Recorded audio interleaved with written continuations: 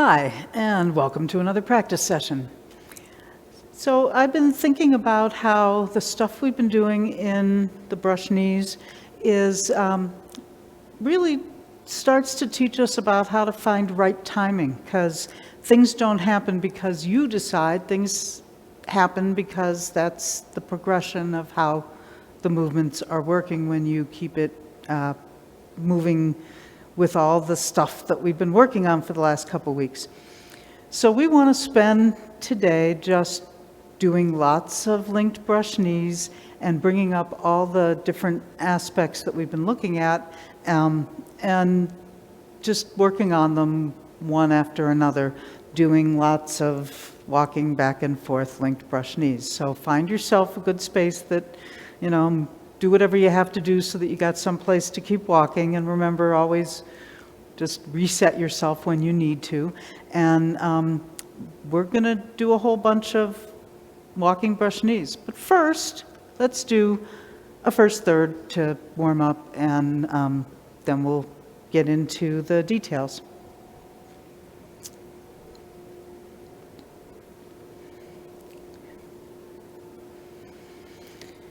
And begin.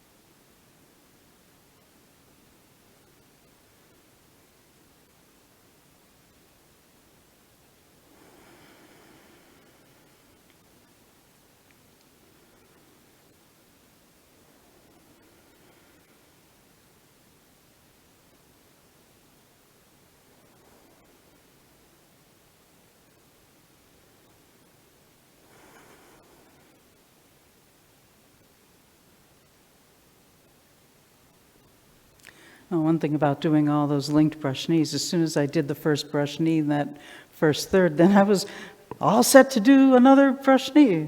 Like, oh, wait, that's not how it goes. So we will have to get out of the linked brush knees and into low punch and actually make the form come back.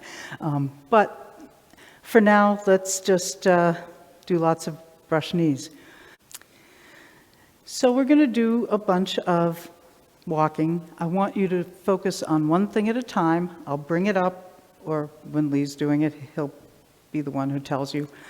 We're just going to do one little bit at a time. We're going to start with the feet and the stepping. And, you know, our space, we're going to walk one way and then we're going to turn around and walk back. Your space, you need to manage it for yourselves. Go ahead and turn around when you need to turn around so that you keep doing the same act, you know, whatever we're practicing, you're still doing the walking, even if you're not in sync with us. You do your space, but walk one way, turn around, walk the other way. If you only have room to do it twice and then you turn around and you're just going back and forth a lot, that's fine. I just want you to keep doing it and focus only on one thing at a time. So we're going to start with the stepping, and there's a few things that we're going to pay attention to. One of them is getting your feet in a position that supports your body, that's a good place for you to land, that you can separate from, but that you have some distance, you've got width, you can sit down, all that stuff. So that's number one, is just getting your feet in a place that supports your 70-30s. Then there's coming onto the front leg and leaving the back leg behind. Not pushing off the back leg, not letting the back leg just hang and become slack, but actually using the shifting into the front leg to lengthen the back leg and get it dynamic so that when it's time to step, you can take a step easily. Then there's, once you're in your 70-30 and we sit back, how the back leg turns. It turns on the heel. It turns in a way that you spiral and it plays out to the foot. It's not something that you just manipulate all at once. And it's not something you push off. You don't want to push off the front leg. That will make your leg straighten and pull your knee back. So make sure the knee still has a little bit of buoyancy to it, and that will ensure that your foot has turned properly. And then the last thing that we'll look at is how, when it's time to shift into your 70-30, you want to give into the full leg to put the other foot on the ground and shift underground to get into your 70-30. So we're going to do each of those separately. Only pay attention to the one that we're working on, and don't worry about anything else. If you lose the arms or you just want to do it with the legs, that's okay, because we really want, at this point, we're just focusing on the feet.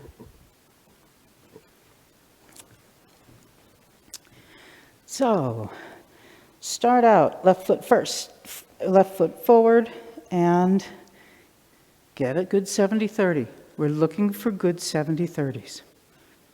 Begin.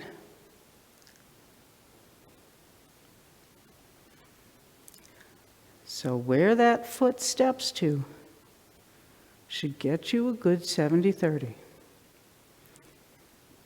Don't agonize over it, but do look for where you need to get your feet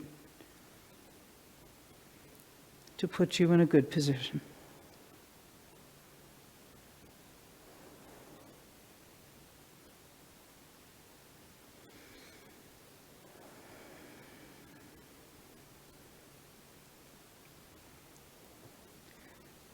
Making sure you've got some width, making sure you've got good length,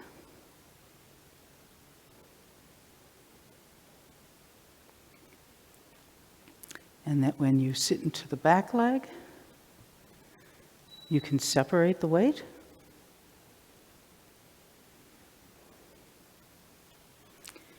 And that when you step, Your front foot is pointing exactly straight ahead. Ideally, you don't have to turn the back foot in, but do make sure that it's at the right angle. If you do need to turn it in, then do so.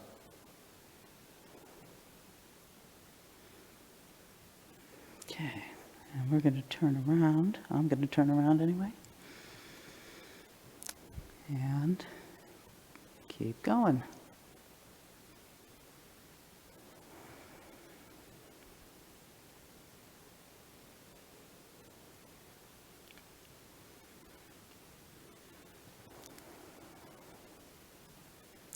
Getting your foot to land exactly where you need it.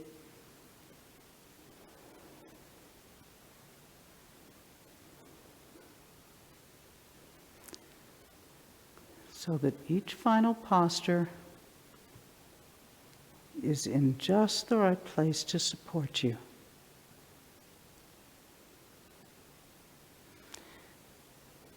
Go ahead and do this at your own time, as your space allows, but do keep moving.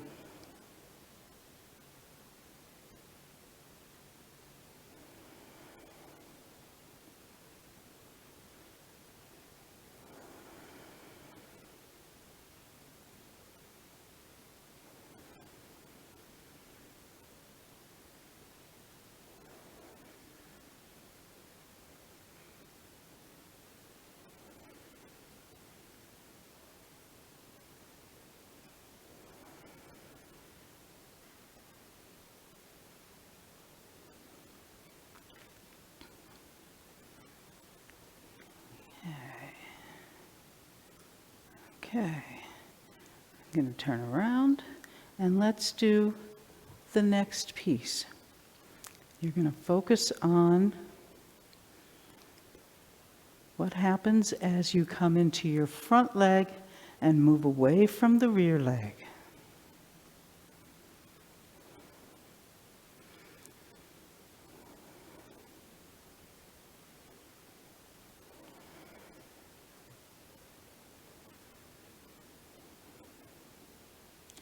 Keeping the back foot soft as you let yourself move away from it.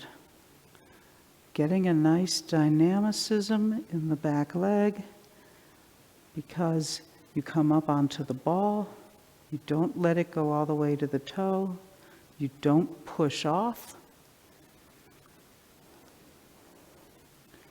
and you just let it get that little bit of a stretch that will give it a dynamic feeling.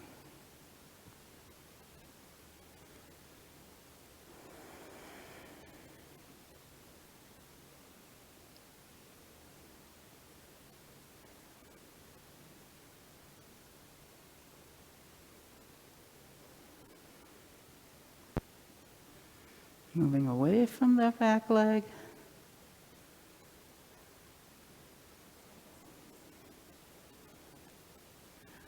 Letting it be coming up on the front leg that takes you away from the rear and brings the heel up.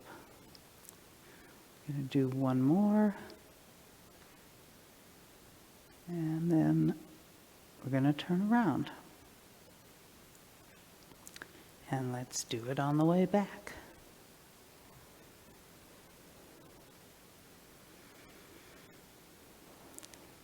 Just focusing on the rear leg, how it comes up onto the ball, how the foot and leg stay relaxed and soft even as you give it a little bit of a dynamic stretch.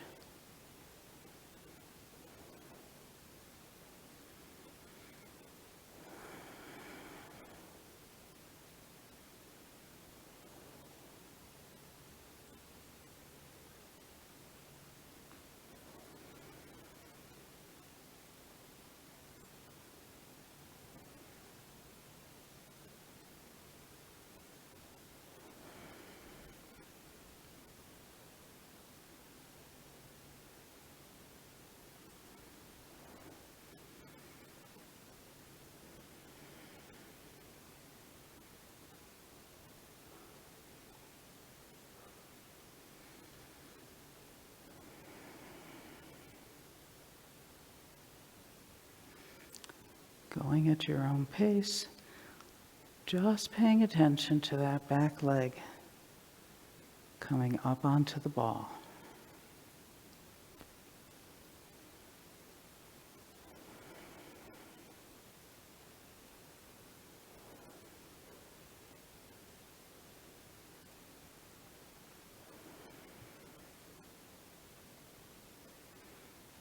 Okay.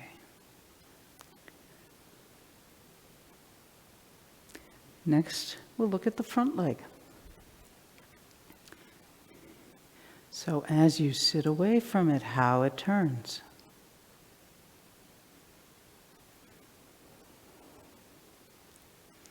Don't worry about anything else, just look for that moment that the foot turns because you're sitting away from the front leg, spiraling into the back leg, letting the movement play out down to your foot, turning it with you at the right time. It happens naturally, not because you're micromanaging it.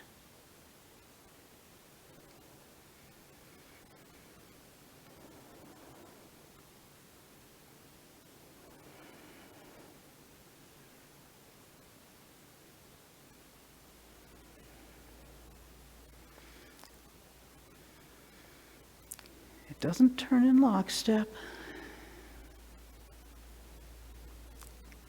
It follows the movement of the body. As you sit back and spiral, the leg will pivot the right amount at the right time.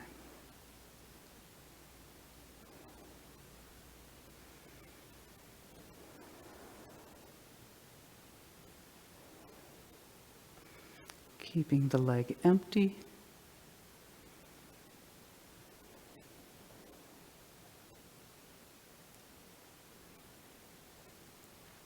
We're going to turn around and do it on the way back.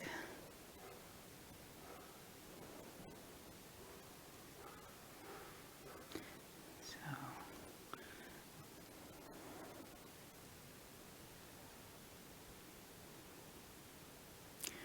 releasing the leg right from the hip joint so that the leg is free to turn with the body.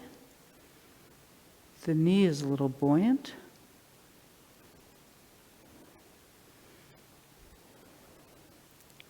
And the activation doesn't come from the foot, it comes from turning the waist and shifting the weight.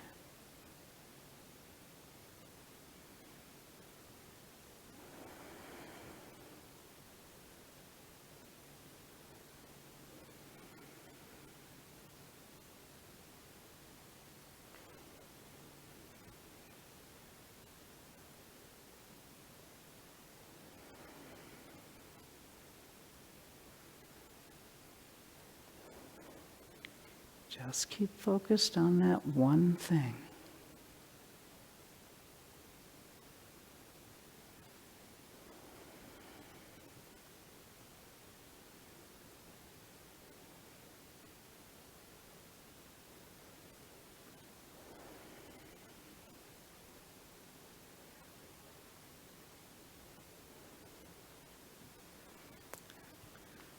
Okay.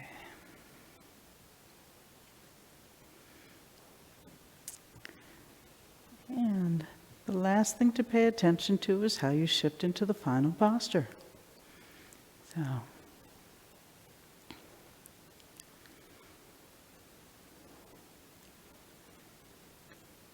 you go underground, coming up the front leg, moving away from your hanging rear leg.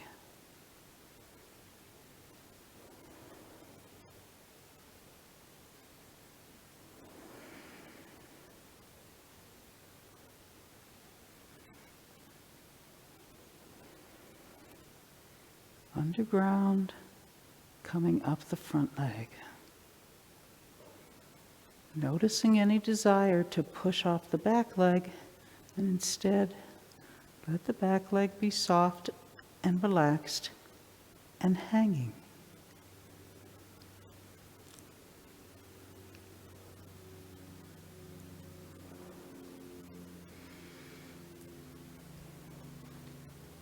Shifting underground.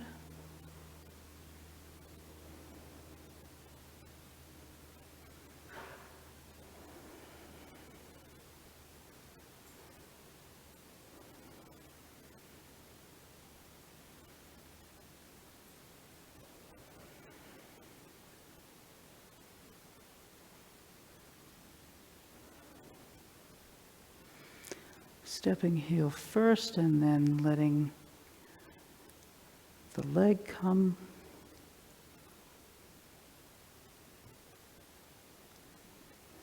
The foot come flat to the ground so that you can shift up into it. And one more set of this.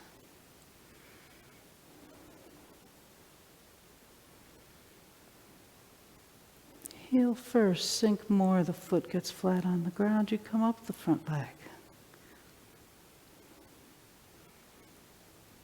Letting the rear leg relax and hang away from your hip joint. Noticing any desire to push off that back leg and see what you can do instead. By coming up the front leg.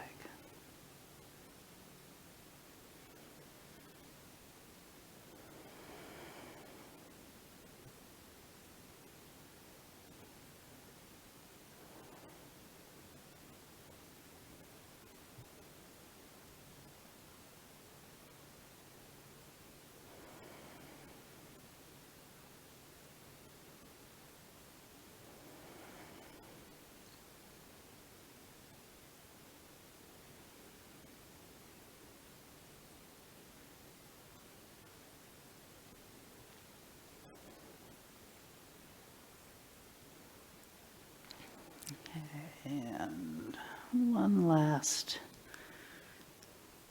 focus on that. Okay, so now we did some work on stepping. Next, we're going to pay attention to the turning the waist. So forget about your feet. Your feet will do a better job because you've just been practicing it. And now we're going to look at some of the aspects of the waist. So one is that when you come forward, you want to make sure you're coming onto the ball of the top leg rather than moving on a track. That will have you turning a little bit more toward the corner. When you get to this place, it'll turn you a little more toward the hand that's folding over. You don't have to worry about the hands so much, but do make sure that you're going to turn a little further. And then the other piece of it is getting into the final posture. So I'm turning a little bit as I come onto the leg. I turn a little bit more as I step, and now I have a big turn to come into the final posture and square up to the front. So we'll do each of those individually. Okay. So this time we're just looking at how you shift onto the front leg.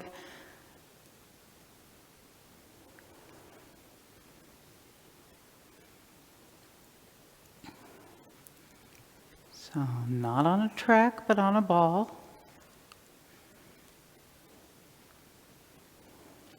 And that's what gets you in the corner.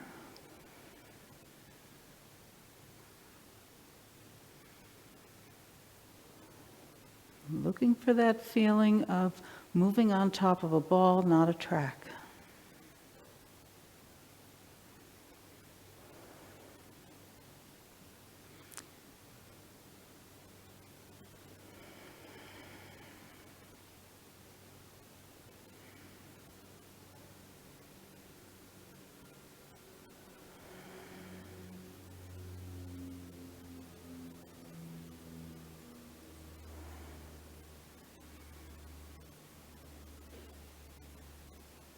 Noticing how shifting on the top of your leg like that actually turns you a little more toward the corner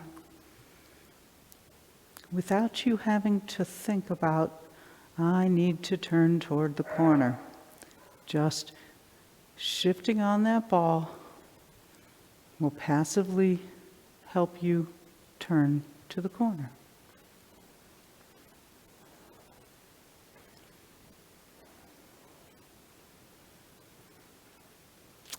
And some more.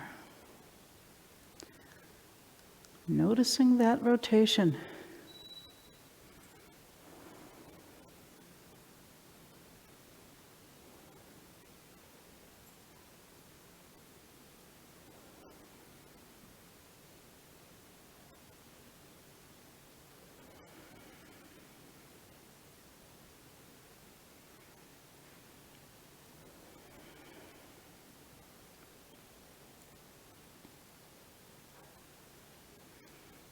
Coming up onto the ball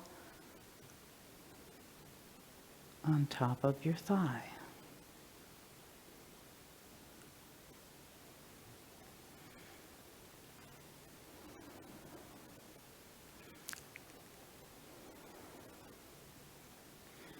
And notice if you move more on a track. It's okay, just become aware of the difference. And see if you can't get yourself shifting up on top of that leg in a way that keeps you rotating on top of the ball.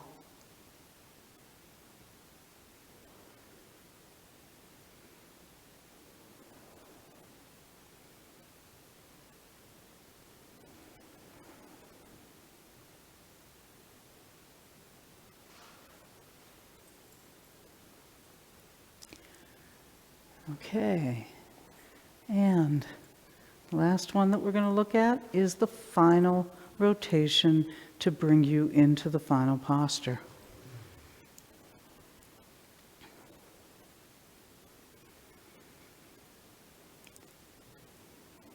So now you have a nice big turn to drive you into the final posture.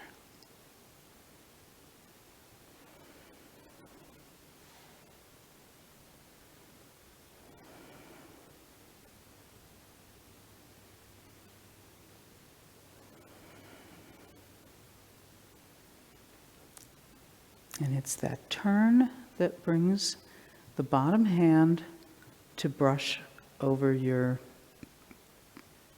knee, thigh area.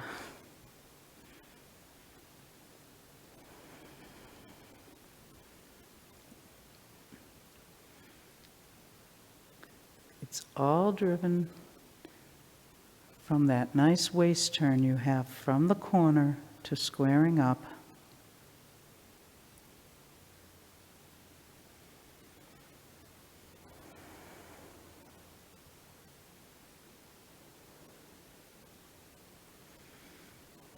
And the same way that you've been shifting on top of the ball, then you turn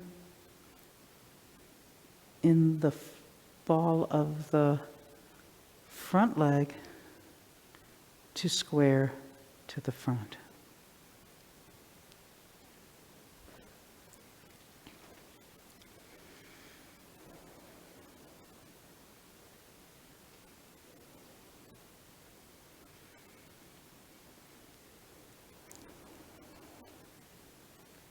And because of the work we were just doing, when you're ready to shift, your dantian is well into the corner and you've got a nice big turn to drive you into the final posture.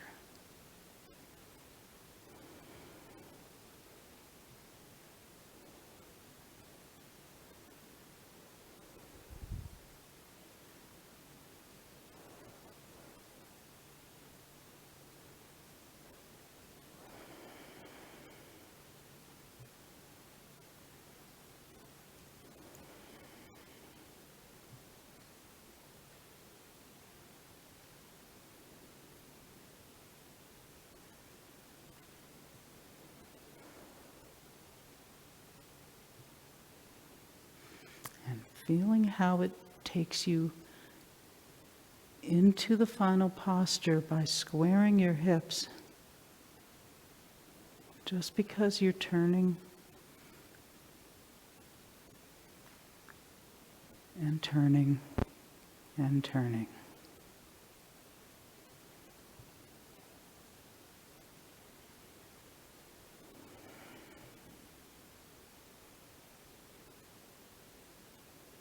Okay.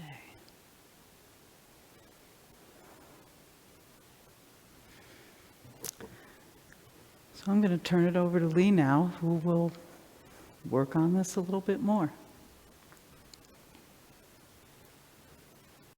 Well, was that enough brush knees?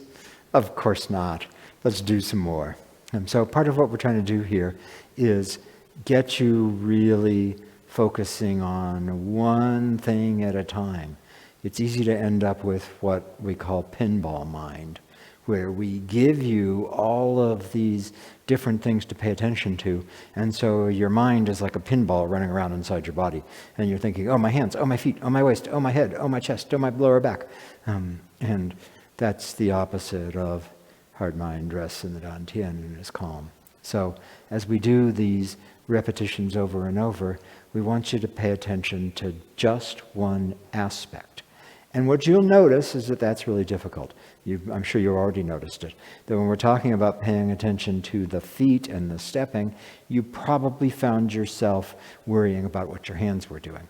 When we're talking about just paying attention to the turning of the waist, you probably found yourself at some point worrying about how to step. And so that's instructive, that way that it's really difficult to keep your attention on something. So we're helping you practice that. So when we work through these repetitions, pay a lot of attention to the thing we're working on and don't get distracted by the rest of it. And when we move on to the next one, when we go from the feet and the stepping to the turning of the waist, don't get caught on the feet and stepping that you were just working on.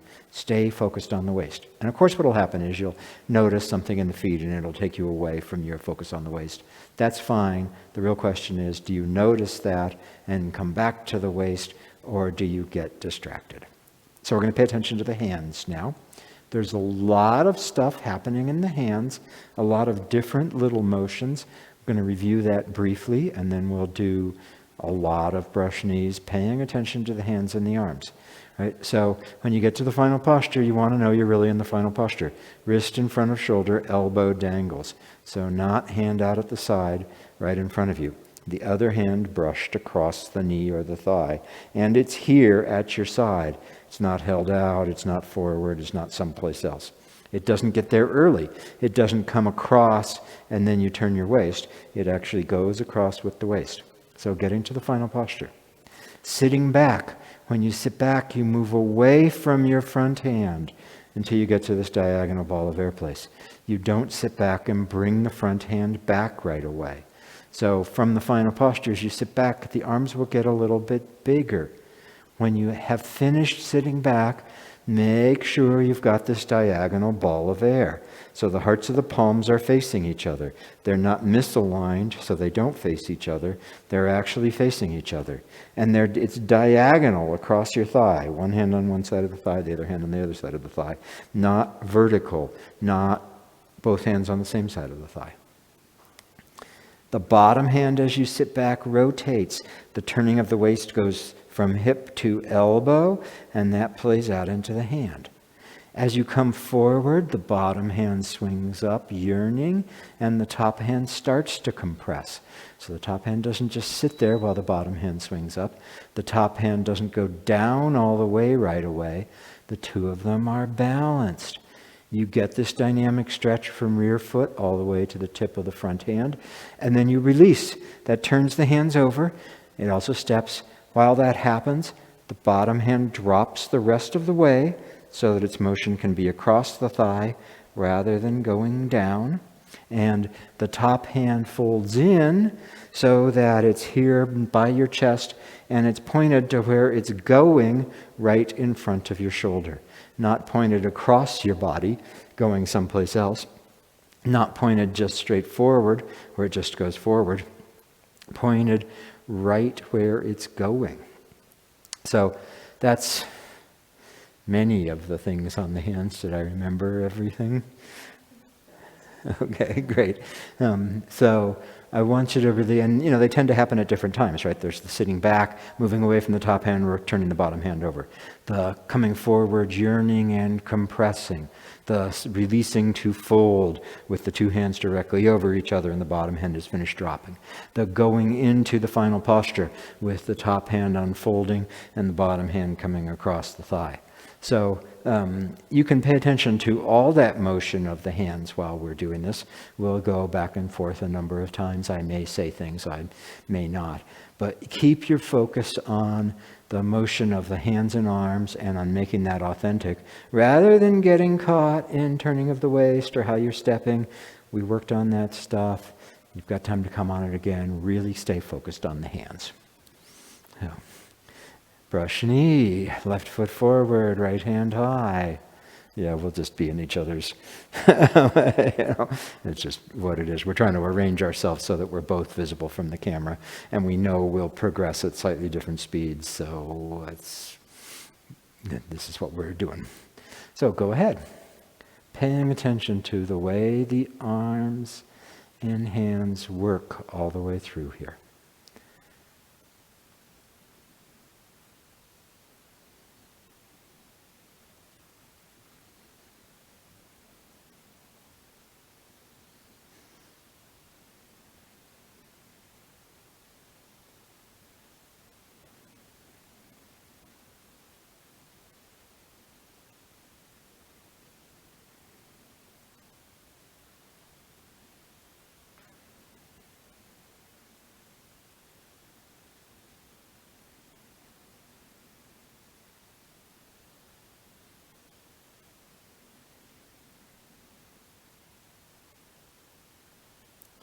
Doing this continuously. Try to keep your awareness threaded and focused on what your hands and arms are doing. When you get distracted, that's okay. Just return to awareness of the arms and hands. Particularly when you turn around, try to find a way to turn around that keeps continuity so that you're still doing the practice.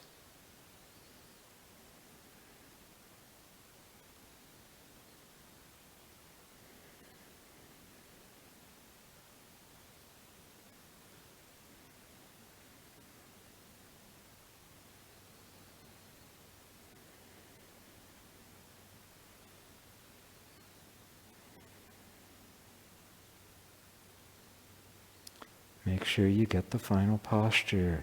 The top hand unfolds, wrist in front of shoulder, elbow dangles.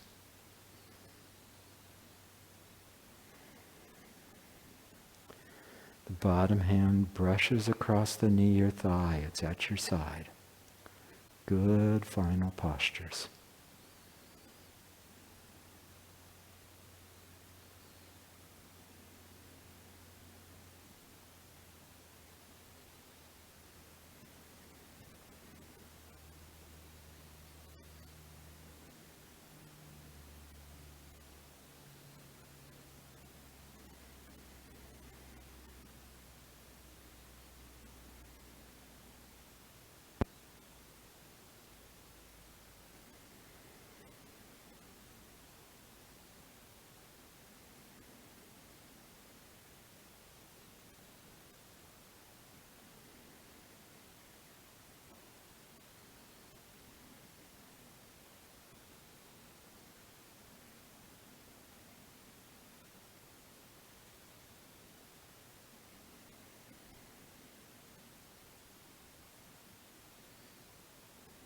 Pay attention to what happens when you sit back.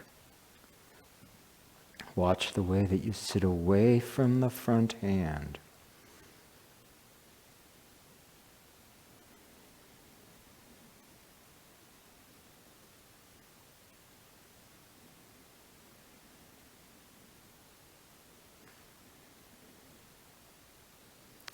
Watch the way that the sitting back and turning rotates the lower hand. The hip is connected to the elbow, and the motion of turning plays out through the arms and rotates the forearm.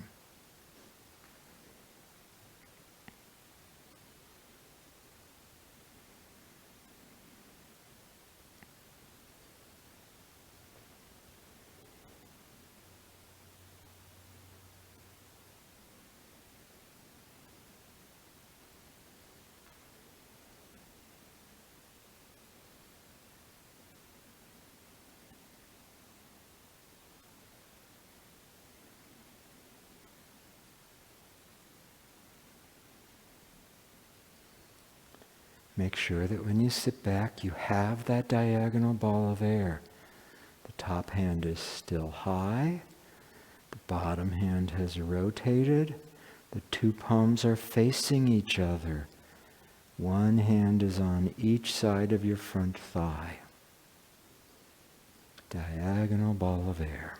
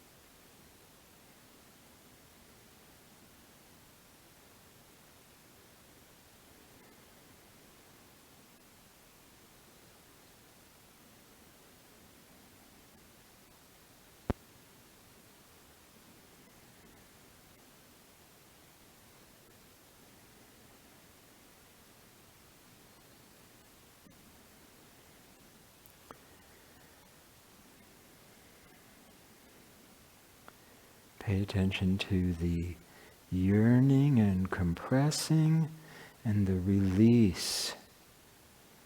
So while the bottom hand is yearning up, the top hand compresses. When you release, the top hand drops to protect the groin.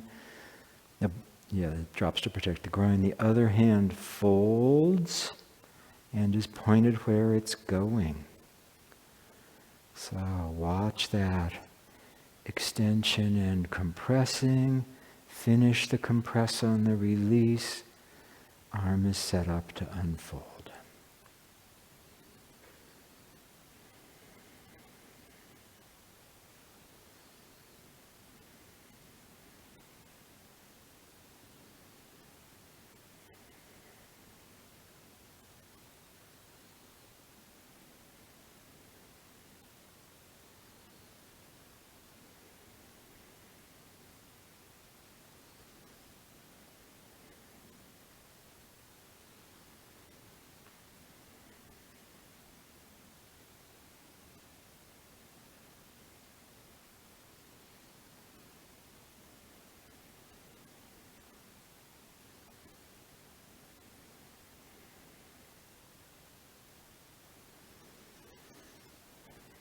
And watch the motion going into the final posture. The bottom hand has already done all its dropping, so it goes across your thigh. The motion is perpendicular to the forearm without any dropping. The top hand, after it folds, the fingers are pointed where they're going. The elbow drops, it comes out the heart of the palm. So feel as you fold over, fingertips of the top hand, elbow, heart of palm. So look at the motion as you go into the final posture.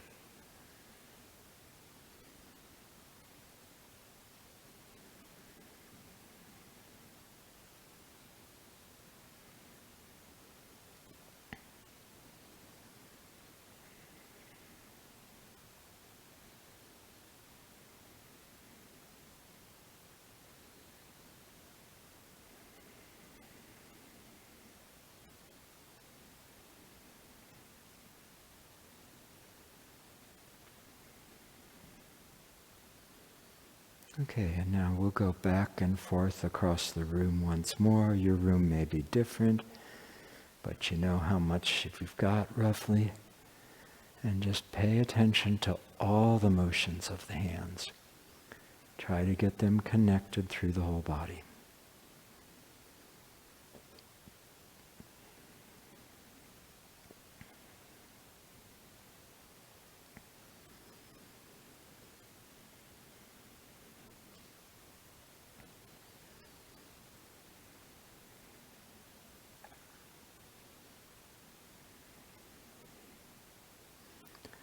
Aware of what the hands and arms are doing all the way through here. No gaps. Continuously linked without gaps.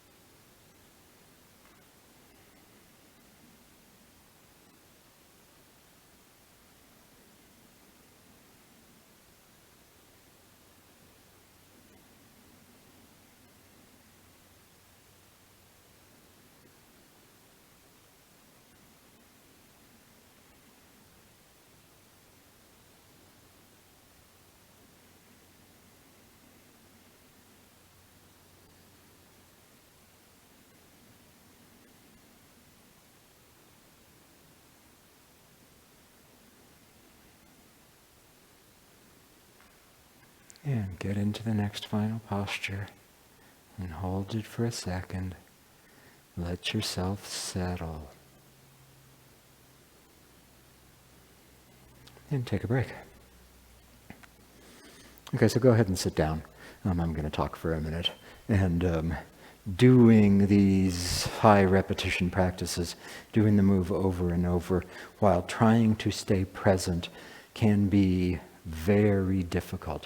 I remember a number of years ago, we did a workshop in this room, and at the end of the day on Saturday, we spent probably 45 minutes or so walking as a group in a circle around the room doing brush knees. And afterwards, several students came up to me and said, that was one of the most intense things I've ever done. People were physically exhausted, they were emotionally wrung out, they were mentally used up. And so, yeah, this is not easy. And so, if you're needing to take a break right now, go ahead and do it when we run this lesson again tomorrow and practice along with it. I'm definitely going to be sitting down myself at this point. So don't feel bad about that. It's hard to keep doing this. And so part of what we're trying to do is give you different focus points all the way through it so that you've got something to do. When you're really paying attention to how the hands are moving, the chattering can stop. And so you want to have that. The other really important thing is the thing Beth said at the very beginning, which is this is about timing. So the thing about timing is that you pay attention to the specific minute details of the moment, and those details tell you when it's time to do the next thing. When we work externally and we position our bodies and we put pieces places, the timing doesn't really matter. If I'm just going to be putting my hands and feet someplace, then I can just kind of do that. And I don't really have to pay that much attention to the timing. When I want to create a condition that when I relax, it causes a change, and I want that change to be the change I want it to be rather than some other change, that minutia, those tiny details really, really matter. And you stop making decisions about when to do something. I stop thinking, oh, okay, it seems like it's about time to step. And I start paying a lot more attention to, have I done everything that when I release will move the foot? And so as you're doing this, the foot will tell you when it's time to step. You'll know because you're coming up forward here. I've still got the ball connected. If I go any more, I'm either going to push into the ground. We know that's an error. Or I'm going to let it come up onto the toe. We know that's an error. And so that moment when you've come to the full extension of the leg and the ball of the foot is still connected, but anything more will mean that that's no longer true. That's the moment to step. And so the great thing about it is you don't have to decide anymore. You just have to pay attention to the moment. And that's why it gets at timing, because you're trying to stay there. I'm sitting back and I'm coming forward and extending. I could do more. I could put my arm out further, but as soon as I do that, I've engaged and it's tense. So as it reaches this extension, I know that's time to let go and let the arm fold. And so I don't have to decide when to fold my arm. I just have to pay attention to exactly what's happening, and then the situation, my body, my energy, the space I'm in, the way I'm relating to other people will tell me when it's time, as long as I'm paying attention. So that's partly why it is mentally difficult, because you have to pay so much attention. There's an urgency. There's an urgency to the moment. And if I miss it, it gets away from me and I have to chase it. So you have to stay on top of this. We're going to do one more good round of this. And this is the one where we try to integrate stuff. And the key to integrating it is the whole body open and close motion. So this is what we talk about the bellows. It's opening is expanding, all the parts are moving away from each other, and all the parts are becoming independent. Closing is contracting, focusing, parts coming towards each other, parts unifying. And so in the brush knees, there's a couple rounds of the bellows as you go through it.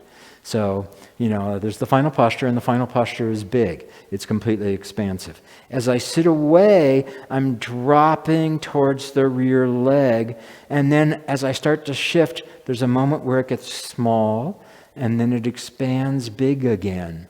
I release and step and start to shift. It's small, and then it expands big again. I'm moving away from it, and I start coming forward. Small, getting big. Small, getting big. And so the bellows will start to bring all of the pieces together, and we'll start to let the stepping and the turning of the waist and the motion of the arms all have a unity. So pay attention to that. Notice when you just move mechanically. When you move mechanically, that's what Maggie would call an empty gesture. It's a gesture without meaning. It's a gesture without chi inside it. It's a gesture without awareness and intention all the way through it. It's an empty gesture, and it's an arbitrary gesture.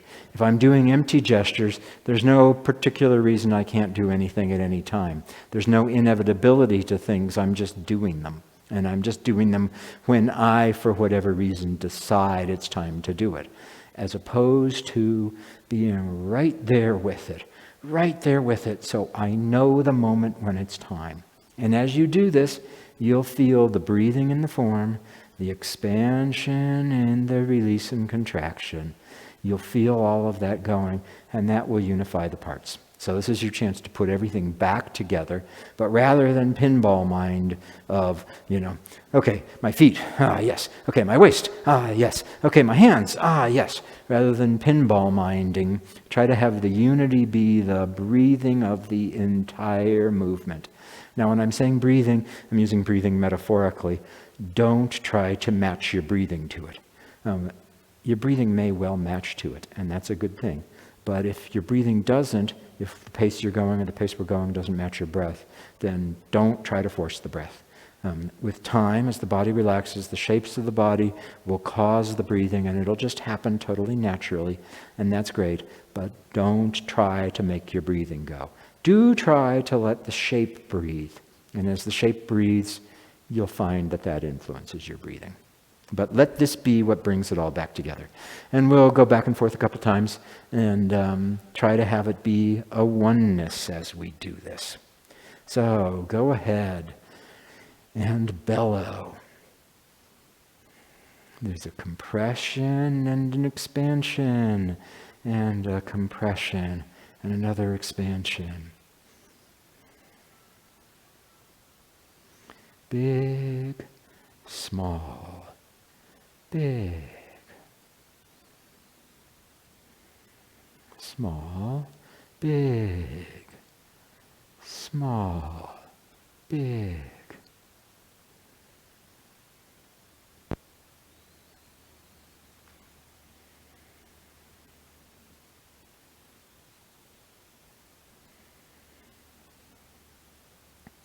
All the parts of the body moving in harmony, with meaning, no empty gestures.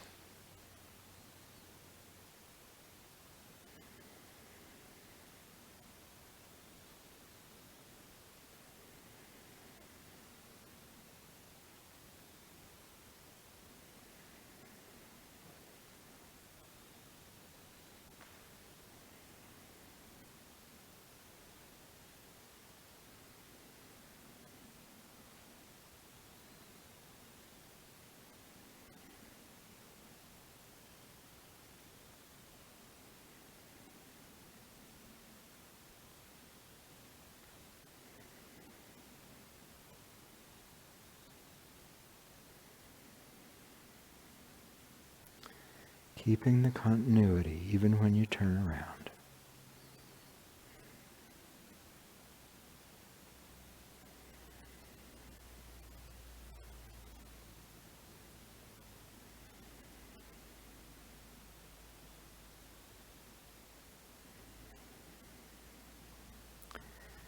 Everything expands, everything comes back together.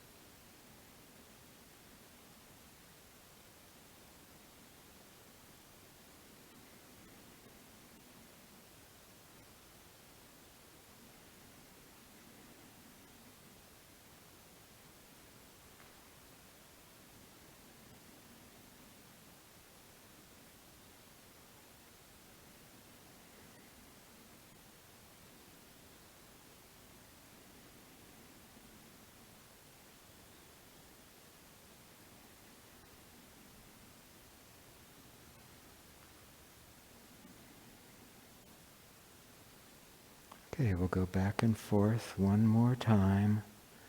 Your space is probably different than ours, but you know about how much time that's going to take. And just really try to make this all one.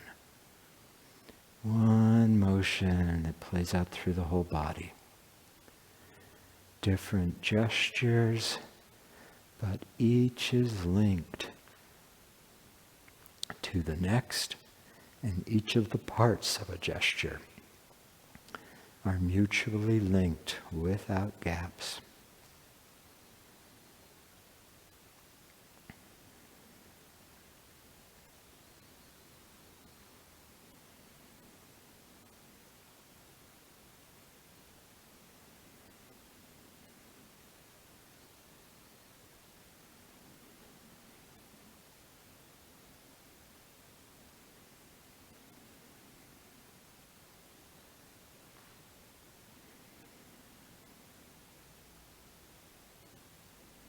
Staying involved in the minute details of the changes. Experiencing the urgency of staying in the moment.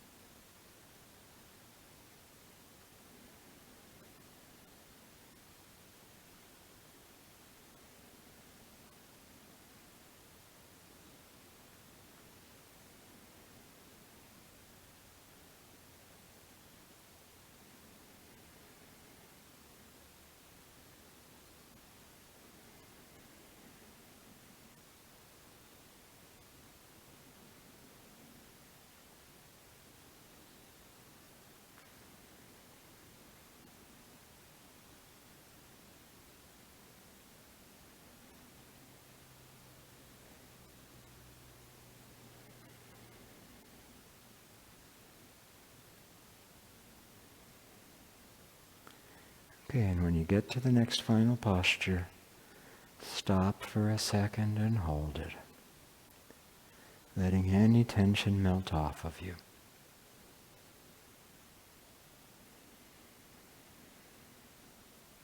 Trying to feel the whole body. Mind in the dantian, rear crown of the head suspended, feeling the hearts of the palms, and feeling down to the ground, bubbling wells in each foot. Feel the dantian and feel the whole body all at once. And great, take a break. Okay, so that's a lot of brush knees. I don't know how many. It'd be kind of interesting to know how many we did in the last hour. I think the technical term for how many we did is a lot. So this way of practicing is really good, and where you really focus on one thing. And this is actually a thing that for us, doing these video online classes is actually a bit of a gift, because we get to really focus on things over and over. So, this is the fourth of this, and I think we'll move on to something else then next week. But if when you were doing this, we mentioned something that you hadn't seen or hadn't understood, I talked about how this arm is supposed to turn over with the hip connected to the elbow. And if that, I'm just making that up as an example, if that's something that you missed or you don't have full understanding, take advantage of the videos and go back and look at the class where we did that, and just watch the 10 minutes where we did that and work on it, so that you have that. But then bring this into your practice, this kind of high repetition, repeat, mindfully, rather than repeat as a way to check out and go away, is really important for doing Tai Chi. And it'll help you see those tiny little details, and that will, the way that Beth started this hour off, help you with the timing. Because timing is all about noticing the moment and responding rather than trying to force things to be the way you want them to. So to get your timing right, Maggie says, timing is very high level. Professor Chung named his school Shizhong, Shizhong, the being centered in time, having right timing, being in the heart of the moment. Timing, very high level. And so to get the timing, you have to give up force and you have to be right there, paying attention to all the details. And so this kind of practice that we've been doing, where we're overloading you with details, is intended to help you find that, where you notice the little changes that are happening in every moment, and you do it over and over so that you get good at that. So thank you for joining us for 10,000 brush knees, and go forth in the heart of the moment.